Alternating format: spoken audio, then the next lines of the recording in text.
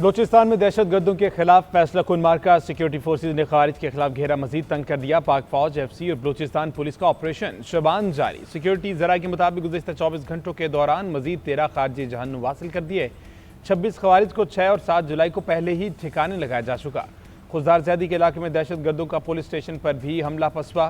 फौज और एफसी के दस्तों की तेज तरीन कार्रवाई में 8 दहशतगर्दों को हलाक करने की मुसद्दका इतलात। सिक्योरिटी जराये के मुताबिक 5 जुलाई से ऑपरेशन शुबान और दीगर इंटेलिजेंस बेस्ड ऑपरेशन में मजमूई तौर पर 75 दहशतगर्द जहन्नुम हासिल हो चुके। मंगी डैम पुलिस स्टेशन पर दहशतगर्दाना वाक़े के तसलसल में ऑपरेशन शुबान दुशार गुजार पहाड़ी इलाकों में किया जा रहा है। फितनल खवारिज के दहशतगर्दों के खिलाफ ऑपरेशन शुबान लॉन्च कर दिया। बलूचिस्तान में फितनल हिंदुस्तान के दहशतगर्दों के खात्मे के लिए पूरी कौम यकजान है। कौम दहशतगर्दी के खात्मे के लिए फोर्सेज के शाना बशाना खड़ी है। वफाकी वज़ीर दाखिला मोहसिन नकवी का बलूचिस्तान में खारजियों के खिलाफ कामयाब कार्रवाइयों पर सिक्योरिटी फोर्सेज को खराज तहसीन। कहा, पाक फौज, एफसी और बलूचिस्तान पुलिस के बहादुर जवानों पर पूरी कौम को नाज है। मजीद 13 खारजियों को जहन्नुम हासिल करने पर फोर्सेज को सलाम पेश करता हूँ। उधर वज़ीर आला बलूचिस्तान के मुआविन शाहिद हिंद ने GNN से गुफ्तगू करते हुए कहा कि ऑपरेशन शबान में दहशतगर्दों का कला कमा किया जा रहा है। मुल्क दुश्मन के खात्मे तक ऑपरेशन शुबान जारी रहेगा। फील्ड मार्शल भी कह चुके, आखिरी दहशतगर्द के खात्मे तक ऑपरेशन नहीं रुकेगा। जहां जरूरत होगी वहां कार्रवाई की जाएगी। दहशतगर्दों के खिलाफ बिला तफरीक ऑपरेशन किया जाएगा।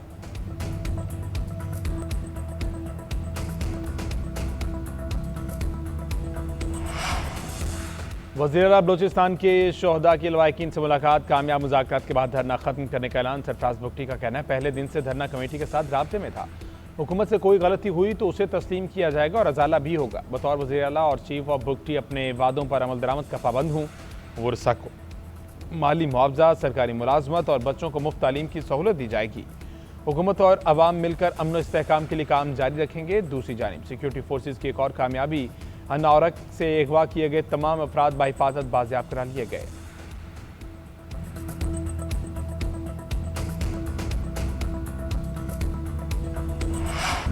नस्र टावर गिराने का बायस बनने वाले सुप्रीम कोर्ट के 2 हुक्म वापस। कराची में ज़मीनों की तब्दीली पर पाबंदी का हुक्म भी वापस ले लिया। सुप्रीम कोर्ट का फैसला अदालती इख्तियारात से तजावुज़ करार। आईनी अदालत ने फैसले में कहा कि बिल्डिंग कानूनी अदालतों के नहीं सूबाई हुकूमत के दायरा इख्तियार में आते हैं। आईन कानून SBCA और सूबाई हुकूमत को गैर कानूनी तामीरात के खिलाफ कार्रवाई का पाबंद बनाता है। सुप्रीम कोर्ट के सामने लियारी की एक गैर कानून तामीरशुदा इमारत की अपील ज़ेर समाअत थी। अदालत ने एक बिल्डिंग का केस पहले पूरा लियारी फिर कराची शहर तक फैला दिया। गैर कानूनी शादी हॉल, शॉपिंग सेंटर्स और मार्केट्स में स्मार्ट करने का हुक्म दिया। सुप्रीम कोर्ट ने आईनी तकाजे पूरे किए बगैर अपील में 100 मोटो इख्तियार इस्तेमाल किया। सिर्फ SBCA की रिपोर्ट पर तामीरात में स्मार्ट करने का हुक्म नहीं दिया जा सकता। सुप्रीम कोर्ट केस में जारी तमाम अहकामात वापस लेते हुए केस निपटा दिया।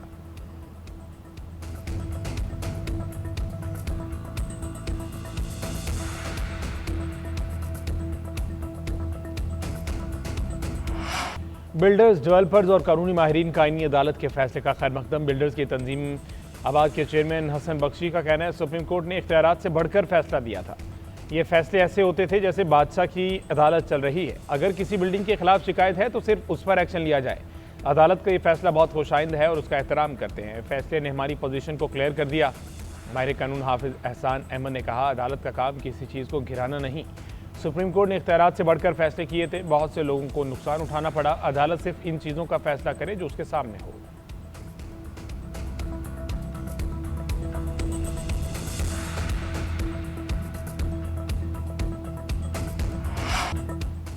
पाकिस्तान और कतर एक बार फिर ईरान अमेरिका आलिया कशीदगी रुकवाने के लिए सरगर्म। अमेरिकी मीडिया के मुताबिक हुकूमती अहदेदार ने बताया, अमेरिका ईरान के साथ मसाइल के हल के लिए पुरज़म है।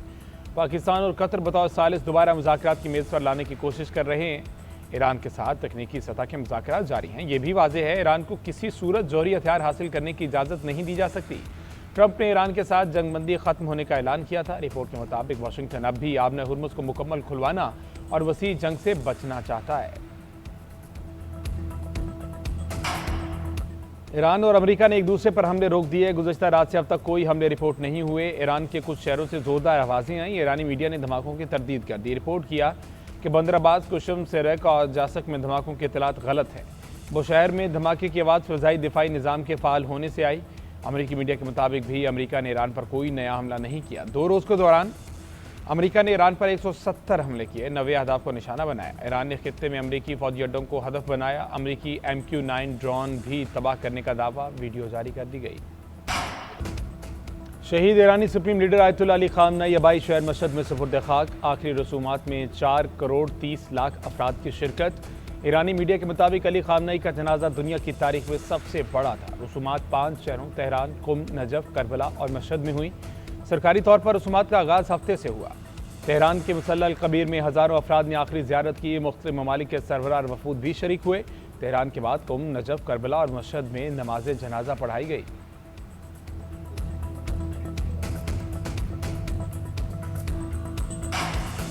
ईरानी फौज का शहीद सुप्रीम लीडर के कत्ल का बदला लेने का ऐलान। कमांडर खातमुल अंबिया हेडक्वार्टर्स का कहना है, कातलों से कसास लेंगे और उनको कैफरे किरदार तक पहुंचाएंगे। दुश्मन ईरानी कौम के गम को कमजोरी ना समझें, दुश्मन को अपने जराइम का हिसाब देना होगा। पास ईरानी इनकलाब का कहना है, आपने हुर्मुज़ पे गैर मुल्की ताकतों का कोई हक या किरदार नहीं। अमरीका को आपने हुर्मुज़ और मुल्का इलाकों में बहरी आमदरफ्त में मुदाखलत से खबरदार कर दिया। कहा, अमरीका ने कोई फौजी इकदाम किया तो उससे आपने हुर्मुज़ को मरहलावार दोबारा खोलने का अमल शदीद मुतासिर होगा।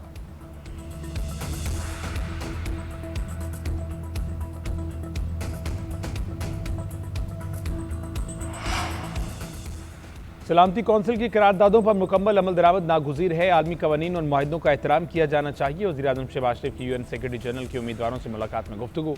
आलमी तरक्याती एजेंडे पर मौसर अमल दरामद की ज़रूरत पर जोर दिया। तरक्की पजीर ममालिक को दरपेश चैलेंजेस से निपटने के लिए आलमी ताउन मज़ीद मजबूत बनाने की अहमियत उजागर की। वज़ीर-ए-आज़म ने उम्मीद ज़ाहिर की, अक़वाम मुत्तहिदा की नई क़यादत आलमी अमन सलामती, तरक्की और इंसानी हकूक़ के लिए मौसर किरदार अदा करेगी।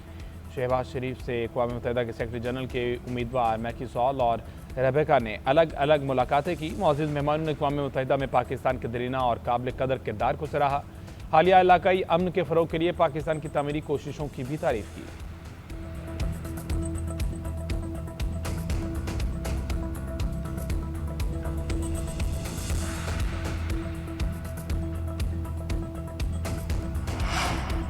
रूस का अमरीका और ईरान के दरमियान कशीदगी के मुनसिफाना हल पर जोर। वज़ीर ख़ारजा सरगई लॉरफ का कहना है, मुआहदे में सिर्फ अमरीका और ईरान नहीं बल्कि पड़ोसी और दीगर मुतल्लिका अफ्रीकैन के मफादात का भी ख्याल रखा जाना चाहिए।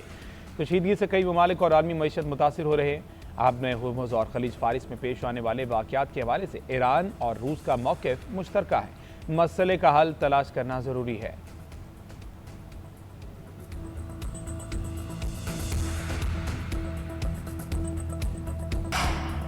लाहौर में ट्यूशन सेंटर में तलबा की हलाकत की तहकीकात जारी। पोस्टमार्टम के बाद मैयत वर्षा के सपुर्द। रिपोर्ट के मुताबिक तलबा के गले पर फंदे के वाज़े निशान, जिस्म पर तशद्दुद या ज़बरदस्ती के वाज़े निशानात नहीं मिले। हतमी राय फ्रांसिक और केमिकल एग्जामिनेशन के बाद दी जाएगी। जायबकुआ से मिलने वाले फिंगरप्रिंट्स, DNA और दीगर शवाहिद फ्रांसिक लैब भिजवा दिए गए। खुदकुशी, कत्ल और दीगर पहलुओं पर भी तहकीकात। मालिक मकान को भी तहवील में ले लिया गया। जायबकुआ और अतराफ की CCTV फुटेज की मदद से भी तहकीकात जारी।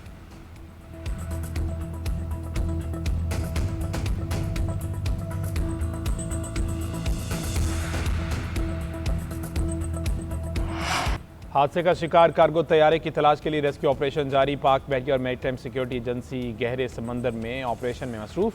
तर्जमान पाकिस्तान एयरपोर्ट्स अथॉरिटी के मुताबिक तैयारे के मजीद हिस्से और मलबे को तलाश कर लिया गया। मजीद तज्जिए के लिए तहकीकाती टीम के हवाले किया जाएगा। जहाज़ का एक बड़ा हिस्सा अभी तक समंदर की तह से नहीं मिल सका। ब्लैक बॉक्स की तलाश भी जारी। अमले के अरकान की तलाश फ़ज़ाई और बहरी वसाइल के मरबूत इस्तेमाल के जरिए पूरी तंदुही से की जा रही है।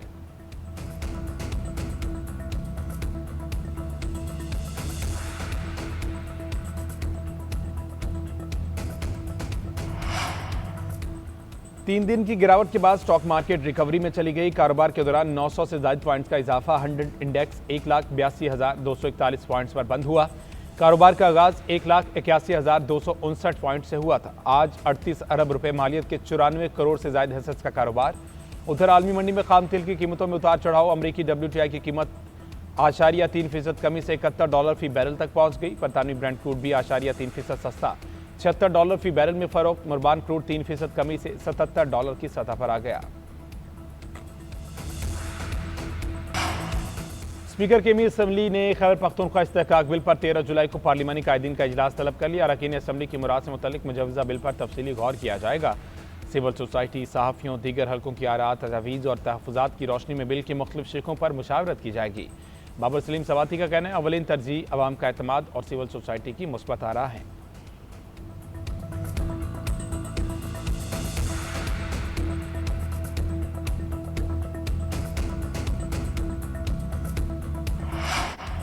गिलगित बल्तिस्तान की तामीर और तरक्की वफाकी हुकूमत की तरजीहात में शामिल। वज़ीर-ए-आज़म से गिलगित बल्तिस्तान से ताल्लुक़ रखने वाले लीगी अरकान असम्बली की मुलाकात। शहबाज शरीफ ने कहा कि बुनियादी ढांचे, मवासलात, तवानाई, तालीम, सेहत, सयाहत और इससे रिलेटेड रोज़गार के मौके बढ़ेंगे। गिलगित बल्तिस्तान के कुदरती वसाइल, सयाहती मकामात और मादनी ज़खायर को बुरोकार लाकर मकामी मईशत को मज़ीद मजबूत बनाया जाएगा।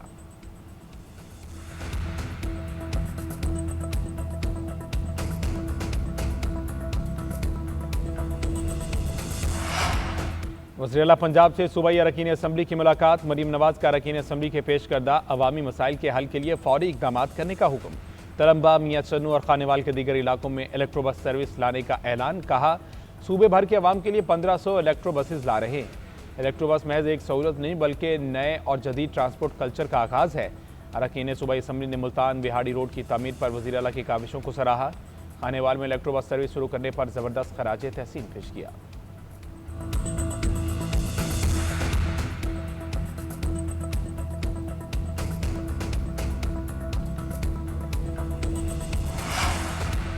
वफाकी वज़ीर दाखिला मोहसिन नकवी की बांग्लादेशी हममनसब सलाहुद्दीन अहमद से मुलाकात। दोनों वज़ीर दाखिला का मुश्तरका मफादात के शोबों में ताउन बढ़ाने पर इत्तेफाक। मुलाकात में पुलिस अफसरान के ट्रेनिंग और एक्सचेंज प्रोग्राम्स पर गुफ्तगू, साइबर क्राइम्स और ऑनलाइन फ्रॉड रोकने के लिए इश्तराक बढ़ाने पर इत्तेफाक। दोनों रहनुमाओं के दरमियान ईरान अमरीका तनाज़ा और मशरक़ वस्ता की मौजूदा सूरत-ए-हाल पर तफसीली तबादला ख्याल। बांग्लादेशी वज़ीर दाखिला ने क़याम अमन के लिए पाकिस्तान के तामीरी किरदार को सराहा।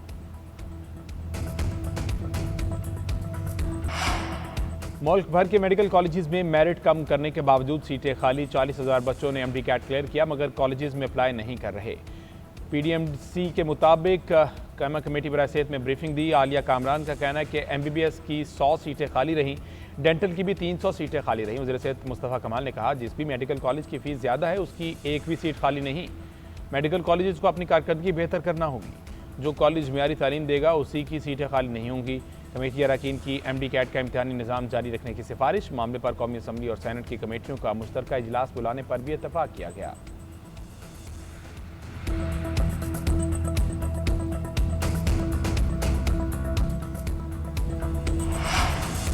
स्मोक के तदारुक के लिए पंजाब हुकूमत के इक़दाम तेज़। जदीद मॉनिटरिंग सिस्टम मुतारिफ करा दिया। सीनियर सूबाई वज़ीर मरीम औरंगज़ेब की सीनियर सहाफ़ियों को क्लाइमेट स्मार्ट वॉच मनसूबों पर ब्रीफिंग। माहौलियाती आलूदगी पर काबू पाने के लिए जामे हिकमत अमली पर अमल जारी है। क्लाइमेट स्मार्ट वॉच से फ़ज़ाई मेयार की मुसलसल निगरानी की जाएगी। सूबे में फ़ज़ाई आलूदगी की निशानदही और मौसर रद्दअमल यकीनी बनाया जाएगा। माहौलियाती तहफ़्फ़ुज़, अवामी तहफ़्फ़ुज़ के फ़रोग़ के लिए मुतअद्दिद इक़दाम किए हैं। पायदार और माहौल दोस्त तरक्की को फ़रोग़ दिया जा रहा है।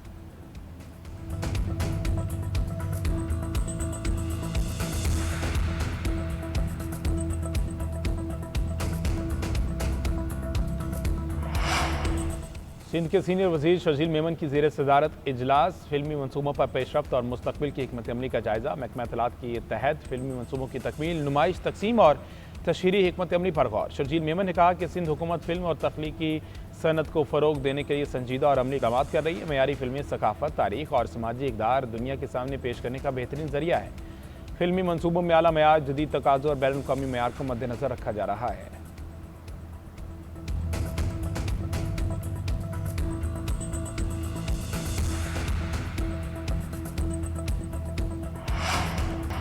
इसराइल लेबनान फ्रेमवर्क मुआहदे के बावजूद सेहूनी डिटाई बरकरार। जुनूबी लेबनान में इसराइली हमले न रुके। तायर और दीगर इलाकों में बमबारी। मंसूरी के करीब ड्रोन से स्टेन ग्रेनेड बरामद। कंतारा में मुतादिद घरों को आग लगा दी गई। लेबनानी वज़ारत सेहत के मुताबिक 2 मार्च से अब तक इसराइली हमलों में 4,321 अफराद शहीद और 12,204 जख्मी हो चुके।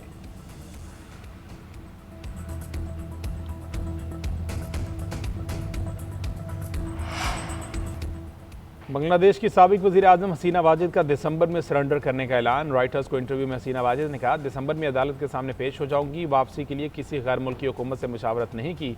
अवामी लीग के दीगर रहनुमा भी मेरे साथ अदालत पेश होना चाहते हैं। हसीना वाजिद 2024 में हुकूमत मुखालिफ एहतजाज के बाद भारत चली गई थी।